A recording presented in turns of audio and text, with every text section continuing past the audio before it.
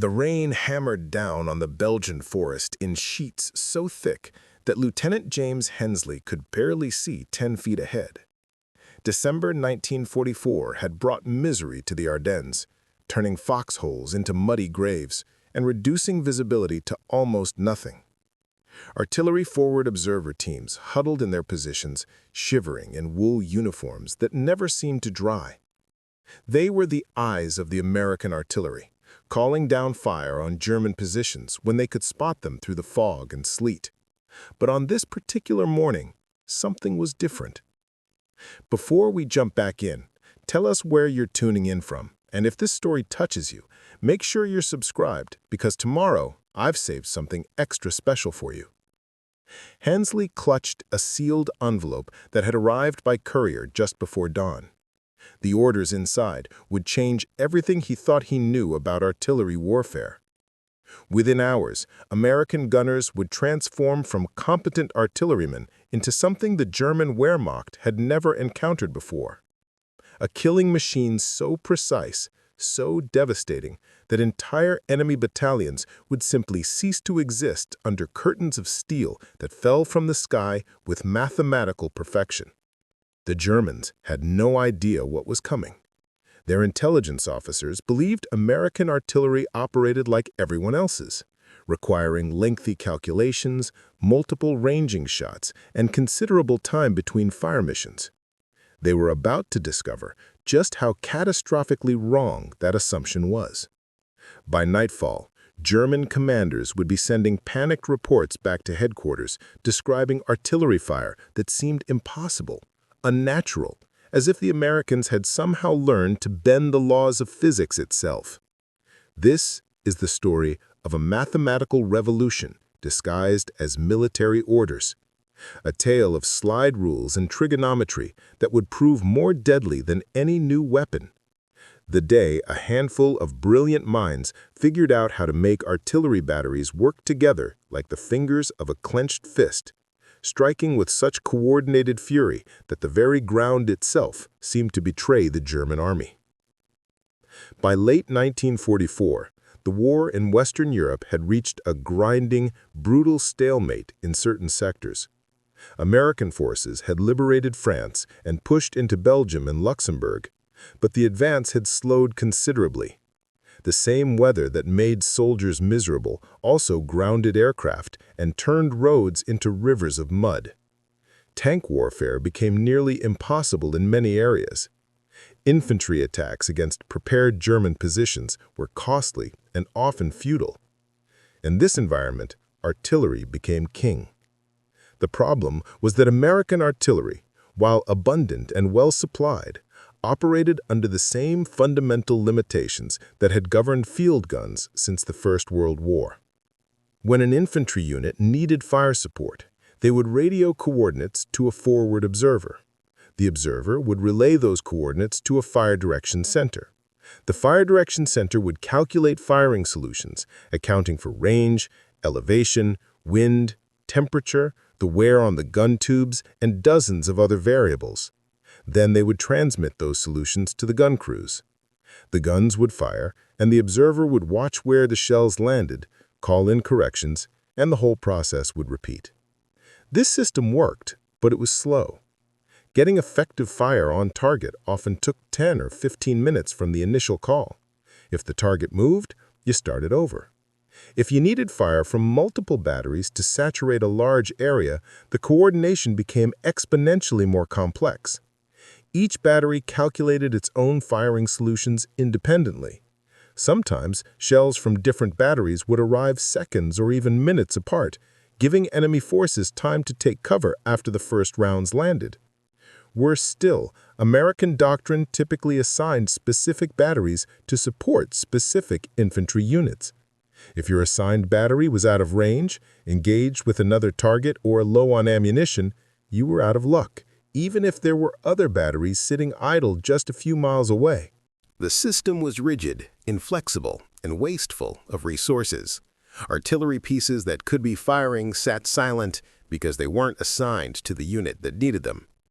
German forces understood these limitations intimately because their own artillery operated under similar constraints. Wehrmacht officers knew that if American artillery started falling, they had precious seconds to react before the fire became accurate and overwhelming. Experienced German troops had learned to listen for the ranging shots, those first few shells that would land wide of the mark while American forward observers corrected their aim. When you heard those initial impacts, you moved, you got to cover, you dispersed, you relocated if possible. The system gave you time, and time meant survival. Field Marshal Gerd von Rundstedt's forces had been preparing for a massive counteroffensive through the Ardennes forest. The plan was ambitious and desperate in equal measure. German armor would punch through thinly held American lines, drive west toward the Meuse River, and ultimately capture the vital port of Antwerp. If successful, it would split Allied forces and potentially force a negotiated peace in the West, allowing Germany to concentrate on the Soviet threat in the East. The offensive required achieving surprise and maintaining momentum. German planners knew that American artillery posed the greatest threat to their armored columns. Tanks could weather small arms fire and even withstand many anti-tank weapons if properly deployed, but concentrated artillery fire was death. A single, well-executed barrage could destroy dozens of vehicles, kill hundreds of infantry, and bring an entire advance to a shuddering halt. So the German plan relied heavily on weather and timing. Launch the attack during a period of heavy clouds and fog that would ground Allied aircraft and limit visibility for artillery observers. Move fast, penetrate deep, and get through the American lines before artillery could be effectively concentrated against them. What the Germans couldn't know, was that a revolution in American artillery doctrine had been quietly implemented in recent weeks. It had started not with generals or field commanders, but with mathematicians and fire control specialists who had recognized a fundamental inefficiency in how artillery was being employed. These men, many of them civilian academics in uniform, had been studying the problem for months. They had run calculations, developed new procedures, and created a system that would allow American artillery to operate in a fundamentally different way. The key insight was deceptively simple. Instead of having each battery calculate its own independent firing solution, what if all batteries in a given sector used a common reference point? What if firing data could be standardized and shared instantly? What if any forward observer could call down fire from any available battery, not just the one assigned to his unit? What if, instead of guns firing one at a time, dozens of batteries could coordinate their fire to land simultaneously on a single target? The mathematics involved were complex, but not impossible. The breakthrough came from recognizing that modern communications technology, specifically radio networks, could link fire direction centers together in real time. If properly coordinated, batteries separated by miles could function as a single massive weapon system. A forward observer wouldn't call for fire from a single battery of 6 guns. He would call for fire from every available gun within range, and all of those guns would fire at exactly the same moment, based on synchronized calculations that accounted for each weapon's individual position and characteristics. The system was called time on target, and it represented a complete rethinking of artillery employment. Instead of sequential fire that allowed enemies to react, seek cover, and survive, time on target would deliver every shell in a barrage simultaneously. The first warning an enemy would have of incoming fire would be the moment of impact, when hundreds of shells detonated at once. Preparing and narrating this story took us a lot of time, so if you are enjoying it, subscribe to our channel. It means a lot to us. Now back to the story. Across their position, there would be no ranging shots, no warning, no time to react, just sudden, overwhelming violence that would obliterate everything in the target area before anyone could move an inch.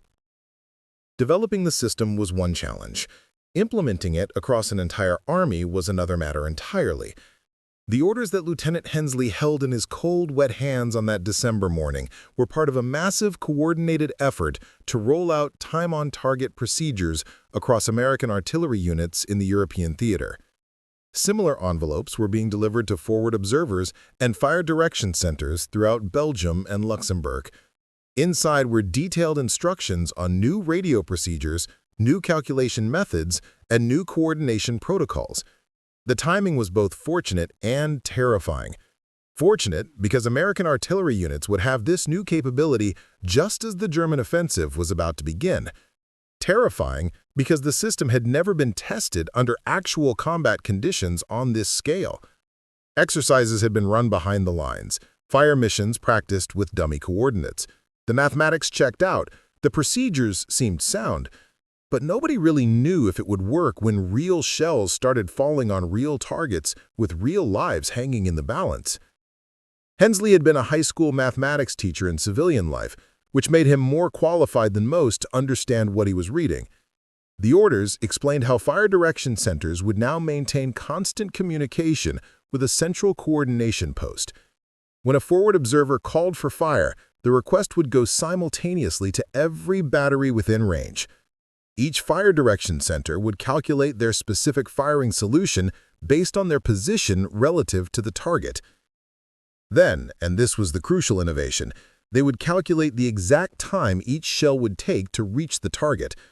Artillery shells don't arrive instantly. They arc through the sky in a ballistic trajectory that takes seconds to complete. The exact flight time depends on the range to target, the elevation angle, the type of shell, even the weather conditions. In traditional fire missions, you didn't worry too much about flight time because each battery was firing independently anyway. But with time on target, flight time was everything. If Battery A was 8 miles from the target and Battery B was 6 miles away, their shells would have different flight times. To make them land simultaneously, Battery B would have to delay its firing by exactly the right number of seconds to compensate. The orders detailed how this would work in practice. A central coordinator would receive all the calculated flight times from participating batteries. Simple math would determine which battery had the longest flight time. That battery would fire immediately. Every other battery would then fire after a delay calculated to make their shells arrive at exactly the same moment as the slowest battery's rounds. The result would be a time-on-target fire mission where every participating gun, whether 6 or 60, delivered its payload in a single catastrophic instant. The psychological effect would be devastating even beyond the physical destruction. Soldiers can endure a lot if they believe they have some control over their fate. If you can hear shells whistling in, you can take cover. If you can see where rounds are landing, you can adjust your position. If you know fire is coming, you can prepare yourself mentally. Time on target would strip away all of those coping mechanisms. There would be no warning. No sound of incoming rounds because by the time the sound arrived, the shells would already be detonating. No chance to move or take cover. One moment you would be standing in your position, and the next moment you and everyone around you would be engulfed in a maelstrom of high explosive and shrapnel.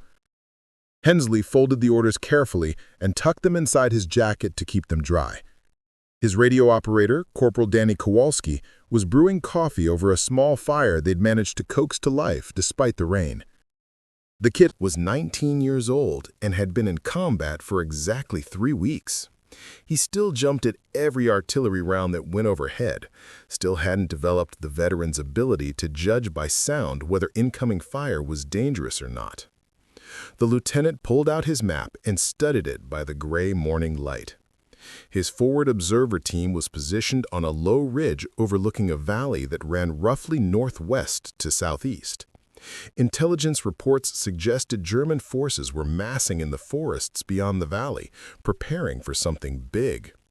For days now there had been unusual activity, truck convoys moving at night, the rumble of tracked vehicles in the distance, radio intercepts that suggested major German units were repositioning.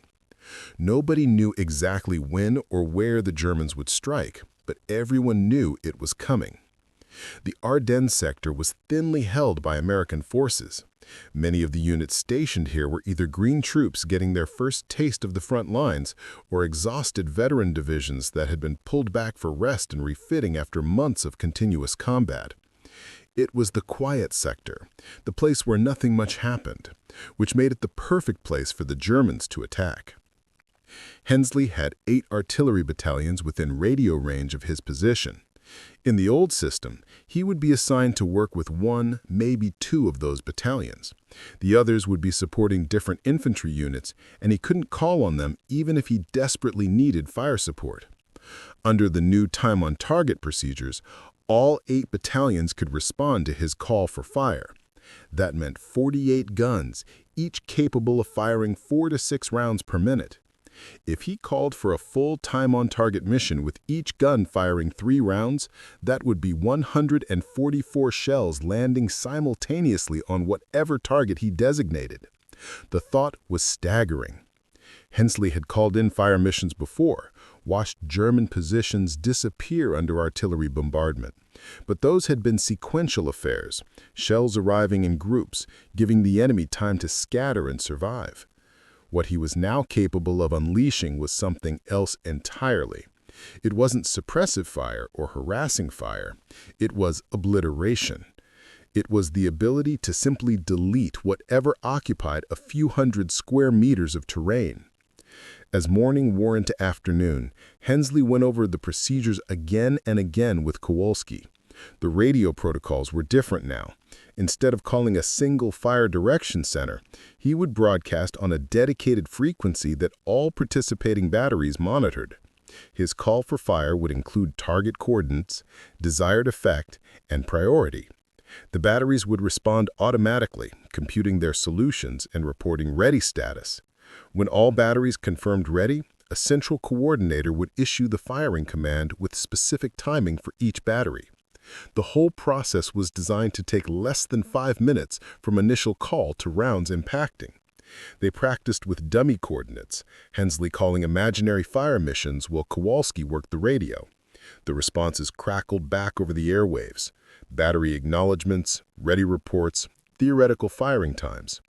It was surreal sitting in a muddy foxhole running artillery drills when, somewhere just a few miles away, thousands of German soldiers were preparing to attack. But if the system was going to work, everyone had to know their role perfectly. As evening approached, the rain finally stopped. The clouds remained, hanging low and heavy, but at least water was no longer pouring from the sky. Visibility improved slightly, enough that Hensley could make out the far tree line across the valley with his binoculars. Nothing moved. No vehicles, no infantry, no sign of the enemy force he knew was out there. The Germans were being careful, staying hidden until the moment they struck. Hensley Infantry Company was dug in along the ridge. 2 platoons spread across about 400 yards of front. They had mines laid, barbed wire strung, machine gun positions prepared. On paper, it looked like a decent defensive position. In reality, everyone knew that if the Germans came in force, 2 platoons couldn't hold this ridge. They would need artillery, massive amounts of it, delivered exactly where and when it was needed. Captain Robert Morgan, the company commander, crawled into Hensley's position just after dark. Morgan was a 32-year-old lawyer from Philadelphia who had commanded this company since Normandy. He'd survived 5 months of nearly continuous combat, lost half his men twice over to casualties and replacements, and developed the kind of 1,000-yard stare that marked men who had seen too much death. He pulled out a cigarette and lit it, cupping the flame carefully so it wouldn't be visible from across the valley. Morgan asked about the new artillery procedures. Word had spread through the infantry units that something was changing, that forward observers had received new orders. Hensley explained time on target as best he could, though it was clear Morgan didn't fully grasp the mathematics. What the captain understood was the practical application. If Germans came across that valley, Hensley could now drop more artillery on them in one instant than would normally land over several minutes of sustained fire. The 2 officers studied the map together, identifying likely avenues of approach. The valley floor was relatively open, cleared farmland now covered in snow. Tanks and vehicles would stick to the few roads. Infantry would use the tree lines for cover, advancing in bounds from one patch of forest to the next. They marked priority targets on the map. Crossroads where German forces would have to concentrate. Open fields that would become kill zones if enemy troops tried to cross them. Ridge lines where German artillery observers might position themselves. Morgan asked how much ammunition was available. That was the beautiful part of the new system. Under the old doctrine, individual batteries could run low or even run out of shells, leaving forward observers without fire support. Now, with all batteries in a sector working together, ammunition shortages would be much less likely. As long as any battery had shells, fire missions could continue. The system automatically allocated targets to batteries with sufficient ammunition, bypassing those that were running low. They talked for nearly an hour, planning fields of fire, discussing contingencies, trying to anticipate what the Germans might do. Eventually, Morgan stubbed out his third cigarette and prepared to crawl back to his command post. Before he left, he looked at Hensley with an expression that mixed hope and desperation. The captain said he hoped this new artillery system worked as advertised. His men were good soldiers, but they were also exhausted, outnumbered, and knew they were sitting in the path of a coming storm. If the Germans attacked in force, artillery would be all that stood between his company and annihilation. After Morgan left, Hensley and Kowalski settled in for a long night. They took turns on watch, one man sleeping while the other monitored the radio and scanned the valley with night vision equipment. The radio crackled periodically with routine traffic. Battalion headquarters checking in. Other forward observer teams reporting quiet sectors. Artillery batteries conducting maintenance and resupply operations. Sometime after midnight, the radio traffic changed character. Higher headquarters was broadcasting warnings. Intelligence had detected increased German radio activity. Prisoner interrogations suggested an attack was imminent. All units were ordered to maximum alert status. Hensley woke Kowalski and they both sat listening to the radio, tension mounting with each passing minute. Dawn on December 16th arrived, cold and gray. The clouds hung even lower than the previous day, creating a ceiling that would definitely ground Allied aircraft. Visibility was poor, a combination of fog, low clouds, and the smoke from thousands of fires burning in stoves and improvised heaters across the front lines. Hensley swept the valley with his binoculars for the 100th time, saw nothing but snow-covered fields and dark tree lines. Then at precisely 0530 hours, the German artillery opened up. The bombardment was massive, coordinated, overwhelming.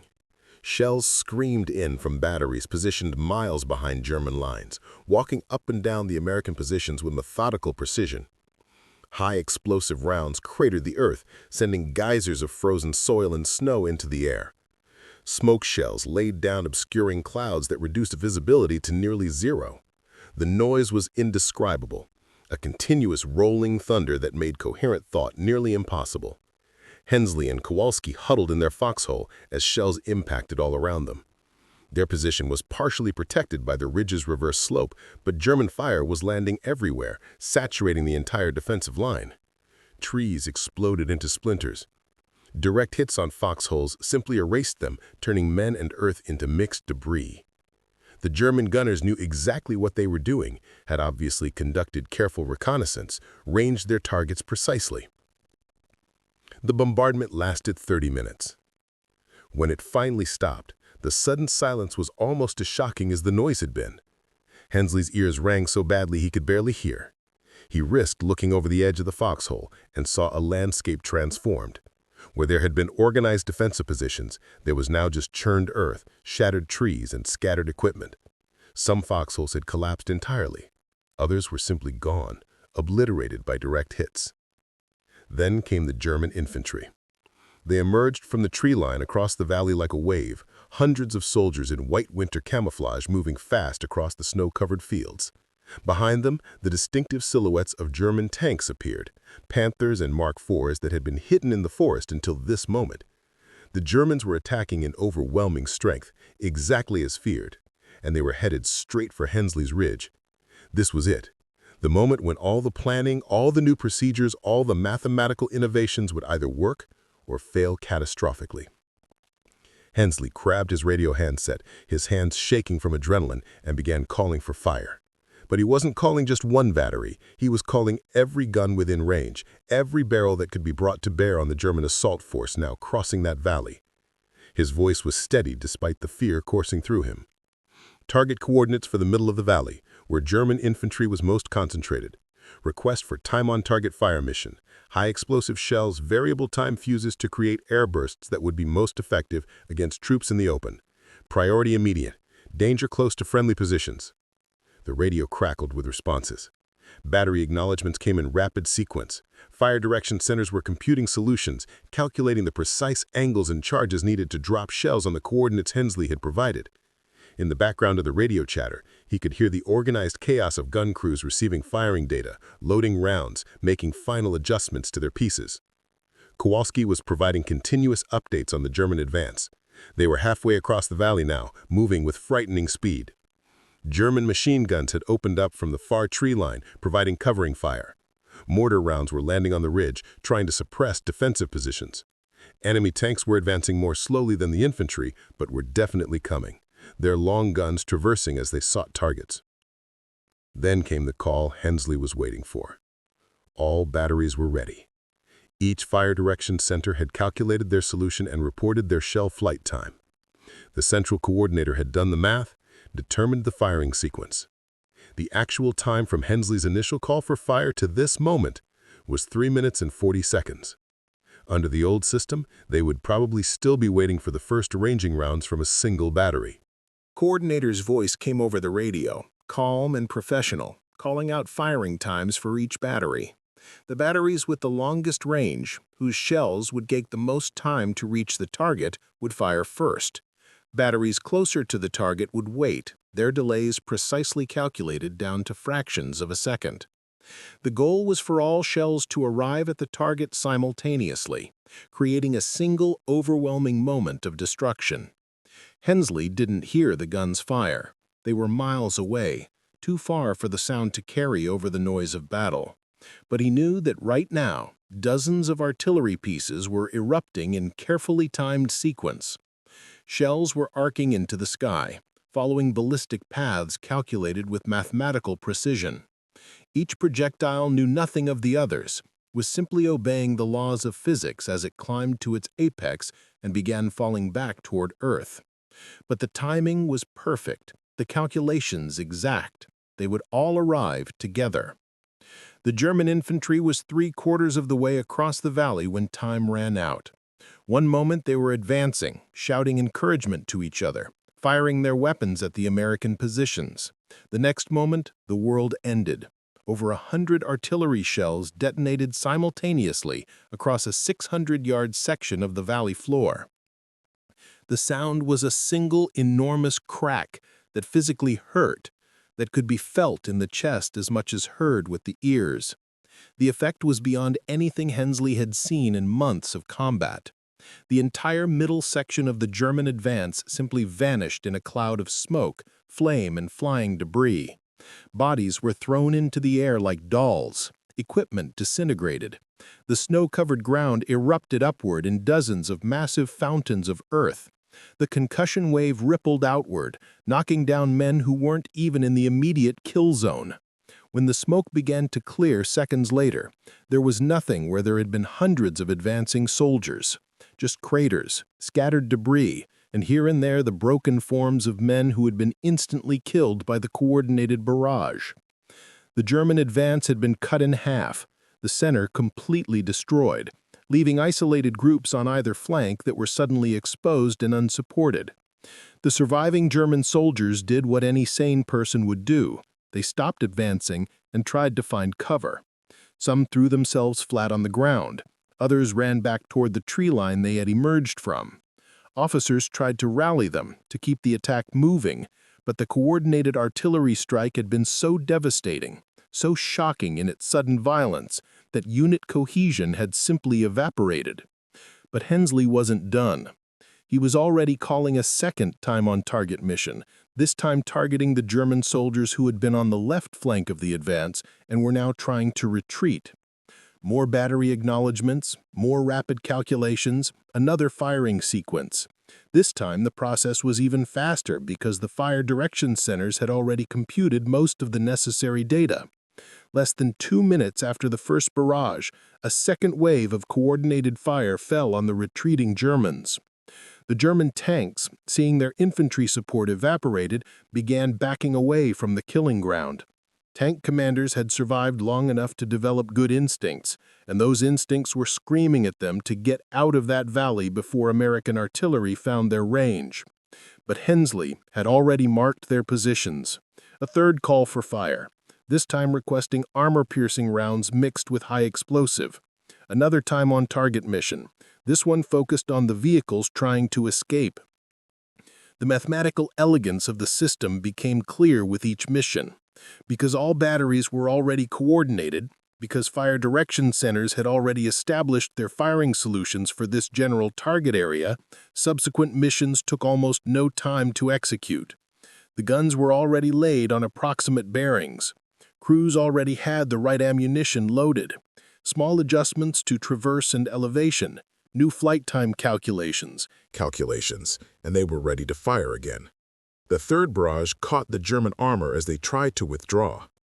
Several tanks were hit directly, penetrating rounds punching through armor plate and detonating inside crew compartments. Others were damaged by near misses, tracks blown off, or engines disabled. One Panther took a direct hit to its turret and simply exploded, the entire top of the vehicle separating from the hull and tumbling through the air. In less than 10 minutes, the German attack on this sector had been completely destroyed. An assault force that had numbered over 500 infantry and a dozen tanks had been reduced to scattered survivors hiding in ditches and shell holes, broken equipment burning in the snow, and dozens of bodies scattered across the valley floor. The coordinated artillery fire hadn't just stopped the attack. It had annihilated it. Along the ridge, American infantry who had been preparing to fight for their lives were instead staring in amazement at the devastation below. Captain Morgan crawled back to Hensley's position, his eyes wide with something between shock and awe. He asked what in God's name had just happened. Hensley explained time-on-target fire, how 8 artillery battalions had just fired in perfect coordination, how every shell had landed simultaneously 3 separate times in the span of 10 minutes. Morgan was silent for a long moment, processing this information. Then he looked at the smoking ruins of the German attack and said that if American artillery could do that consistently, the Germans were finished. No army could advance under that kind of fire. No attack could succeed if it could be shattered so completely, so quickly, with such surgical precision. But this was just one sector. All along the American front lines in the Ardennes, similar scenes were playing out. German forces had attacked in overwhelming strength, just as their plan called for. They had achieved tactical surprise in many sectors, broken through American lines in others, and were driving deep into Allied territory. The Battle of the Bulge had begun, and it would become one of the largest and bloodiest battles American forces fought in World War II. What made this battle different from every other engagement of the war was that American artillery was now operating under a completely different paradigm. Every forward observer had received the same orders Hensley had opened that morning. Every fire direction center had been trained on the new procedures. Every battery was part of a coordinated network that could mass fires with unprecedented speed and precision. The Germans had walked into a buzzsaw, and they didn't even know it yet. Over the next hours and days, German commanders would file reports that spoke of impossibly accurate American artillery, of fire missions that seemed to materialize out of nowhere, of entire formations being destroyed before they could react. They would describe American gunners who could predict where German forces would move and have shells waiting when they arrived. They would talk about artillery that seemed to track their movements in real time, that shifted targets instantly, that never seemed to run out of ammunition or lose its deadly accuracy. What they were actually experiencing was the mathematical revolution in fire control that men like Hensley were implementing across the battlefield. Time-on-target fire missions that compressed what used to take 10 or 15 minutes into a few seconds of synchronized destruction. Coordinated fires that could mass dozens of batteries on a single target, then shift to a different target just moments later. A system that treated every available gun as part of a single weapon system, directed by computer-like precision and executed with mechanical efficiency. The German forces had prepared for a conventional battle against conventional American artillery. They had planned their movements, timed their advances, and selected their routes based on assumptions that were already obsolete. They were fighting yesterday's war with yesterday's tactics, while facing an enemy that had quietly leaped ahead in capability. The results would be catastrophic for Germany's final major offensive in the West, and the secret weapon that would help break their attack wasn't a new gun or a wonder weapon. It was mathematics, organization, and a brilliant insight into how to make existing weapons vastly more effective through better coordination.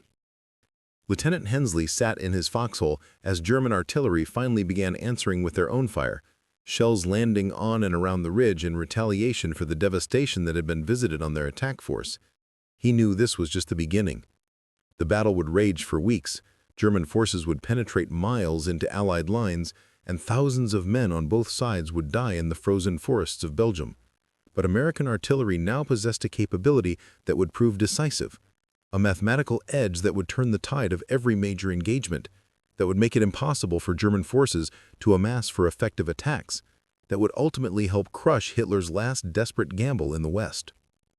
The secret order that transformed American artillery into something 30 times deadlier than it had been just days before was already spreading across the battlefield like a virus, turning every forward observer into the conductor of a deadly symphony, every fire direction center into a node in a vast calculating machine, and every gun crew into part of a weapon system that German forces had no counter for. The mathematics of destruction had been perfected, and the Germans were about to learn just how deadly pure calculation could be when applied with industrial precision to the ancient art of war. The German High Command received the first reports of unusually effective American artillery fire within hours of the offensive beginning. Initially, these accounts were dismissed as combat exaggeration, the kind of inflated enemy capabilities that stressed commanders often reported in the heat of battle. But as more units filed similar reports throughout December 16th and 17th, a disturbing pattern emerged. Something fundamental had changed about American fire support, and German forces were paying a terrible price for not understanding what. Major General Heinrich Freiherr von Leutwitz commanded the 47th Panther Corps, spearheading one of the main German thrusts through American lines.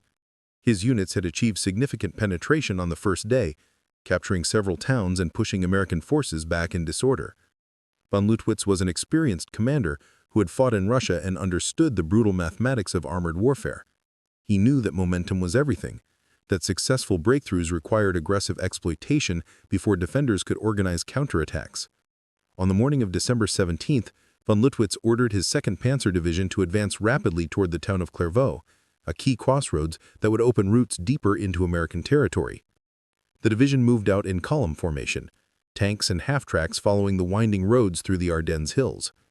They had air cover from the low clouds that still blanketed the region, and intelligence suggested only light American resistance ahead. Everything pointed to continued success. The German column was strung out over nearly 3 miles of road when American forward observers spotted them from concealed positions on the surrounding ridges. These observers had been briefed on the new time-on-target procedures and understood the devastating potential of coordinated fire. Instead of calling individual batteries and building up fire gradually, they can now bring instant mass destruction on any target they could see. The German column represented an artillery officer's dream, a densely packed target moving along a predictable route with limited ability to disperse or take cover. 3 forward observer teams called for fire simultaneously, each requesting time-on-target missions on different sections of the German column. The coordination post received all 3 requests, assigned batteries to maximize coverage while avoiding redundant fire. Within 4 minutes, 18 artillery battalions were ready to fire, over 100 guns aimed at a 3-mile stretch of road. The firing sequence began with batteries furthest from the targets, their shells arcing high into the overcast sky. Von Leutwitz was riding in a command half-track near the middle of the column when the world exploded. His first indication of danger was seeing the lead elements of his division simply disappear in a wall of fire and smoke. Then shells began detonating all around his own vehicle, impacts so close together they formed a continuous roar of explosions. The half-track swerved wildly as the driver tried to avoid craters appearing in the road ahead, but there was nowhere to go. Shells were falling everywhere, turning the narrow valley road into a kill zone. The German general threw himself from the vehicle seconds before a direct hit destroyed it completely. He landed hard in a roadside ditch, the wind knocked out of him, ears ringing from the concussions. For nearly 2 minutes, he could do nothing but press himself into the frozen mud and pray as artillery fire churned the ground around him. When the barrage finally lifted, von Leutwitz raised his head to survey the damage and felt his stomach twist with disbelief. His division had been gutted. Dozens of vehicles burned along the road, sending columns of black smoke into the gray sky.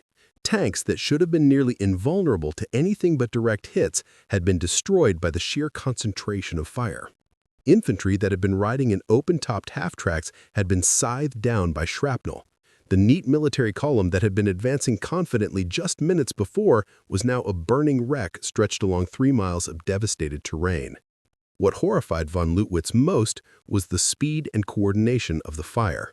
There had been no ranging shots, no gradual buildup that would have given his forces time to disperse. The artillery had simply materialized, every gun firing with apparent knowledge of exactly where German forces were located. It was as if American gunners could see through the clouds and forests, could predict his movements before he made them, could concentrate overwhelming firepower anywhere they chose with no warning whatsoever. The German Major General spent the rest of that day trying to reorganize his shattered division. Survivors were scattered across miles of countryside, separated from their units, many of them in shock from the intensity of the artillery fire.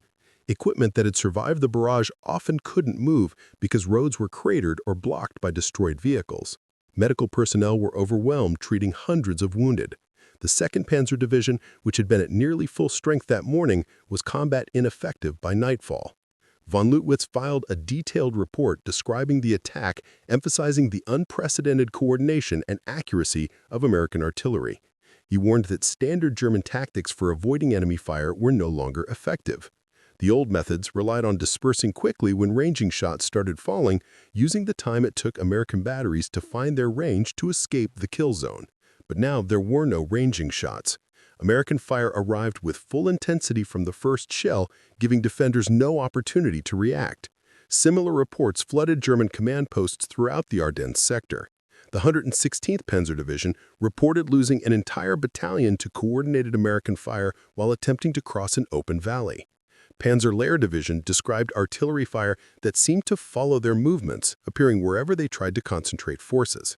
The 1st SS Panzer Division, considered one of Germany's elite formations, was repeatedly stalled by fire missions that destroyed lead elements before they could engage American defensive positions.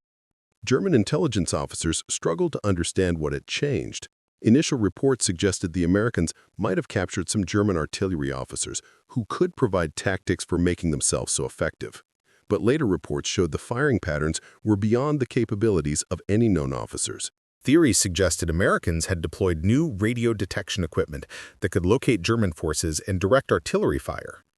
Other analysts proposed that Allied aircraft were somehow operating despite the cloud cover, spotting targets and calling in fire. A few observers came closer to the truth, speculating that Americans had developed new fire control methods, but even these assessments underestimated the scale of the innovation. The reality was that time on target had transformed American artillery from a powerful but somewhat cumbersome support weapon into a precision instrument of destruction. Forward observers like Lieutenant Hensley were the key to the system. Trained observers with good maps, reliable radios, and the authority to call down fire from any available battery. They didn't need to see the entire battlefield or coordinate with higher headquarters. They simply needed to identify targets and transmit coordinates. The rest happened automatically through the integrated fire control network. By December 18th, German commanders were being forced to change their tactics dramatically. Daylight movements became suicidal because American observers seemed to be everywhere, watching every road and valley. German forces shifted to moving primarily at night or during periods of especially heavy fog when visibility was measured in feet rather than miles. But this drastically slowed their advance, burning precious time that the offensive couldn't afford to lose. The planned rapid exploitation that was supposed to carry German armor to the Meuse River and beyond was grinding to a crawl. American defensive positions that should have been overrun were holding because German forces couldn't concentrate enough combat power to break through. Every time a German commander tried to mass his units for an attack, American artillery would materialize with devastating effect, shattering formations before they could even engage the enemy. American commanders were equally surprised by the effectiveness of the new fire control methods. Colonel William Harkins commanded an artillery regiment that had been in continuous combat since Normandy. His batteries had fired thousands of missions supporting infantry advances and defending against German counterattacks. Harkins considered himself an experienced artilleryman who understood the capabilities and limitations of field guns. But even he was shocked by what time-on-target procedures could accomplish. On December 19th, Harkins received a call for fire from a forward observer team that had spotted a German armored column forming up in a forest clearing approximately 8 miles from the nearest American infantry positions. Under standard doctrine, this target would be difficult to engage effectively. The range was extreme for some batteries, the target was partially concealed by trees, and the Germans would likely disperse and escape before sustained fire could destroy the column. Using time-on-target procedures, Harkins coordinated with 5 other artillery regiments in the sector. Together, they planned a massive fire mission that would involve 31 batteries firing simultaneously. The calculations were complex, accounting for differences in range, ammunition types, and the curvature of the earth over such long distances. But the fire direction centers had been trained for exactly this kind of coordination. Within 6 minutes of the initial call for fire, every battery reported ready. The firing sequence lasted approximately 90 seconds as batteries fired in carefully timed succession. Over 200 shells arced through the sky, converging on the forest clearing from multiple directions. The forward observer who had called the mission watched through binoculars as the entire target area erupted in smoke and flame. Trees were shattered, vehicles were destroyed, and the German column simply ceased to exist as an organized unit. A follow-up aerial reconnaissance flight the next day counted 53 destroyed or damaged vehicles in and around the clearing. Harkins later calculated that the same mission, using conventional fire control, would have required nearly half an hour of sustained fire and consumed at least twice as much ammunition, while probably allowing most of the German force to escape. Time on target had compressed the timeline, reduced ammunition expenditure, and vastly increased the effectiveness of the strike. The mathematics were irrefutable, and the tactical implications were profound. American infantry commanders were among the most enthusiastic supporters of the new artillery procedures. Captain Robert Morgan, whose company had witnessed the destruction of the German attack on December 16th, quickly learned to integrate time-on-target missions into his defensive plans. Instead of thinking about artillery as general fire support, he began treating it as a precision weapon that could be placed exactly where needed, when needed, with devastating effect.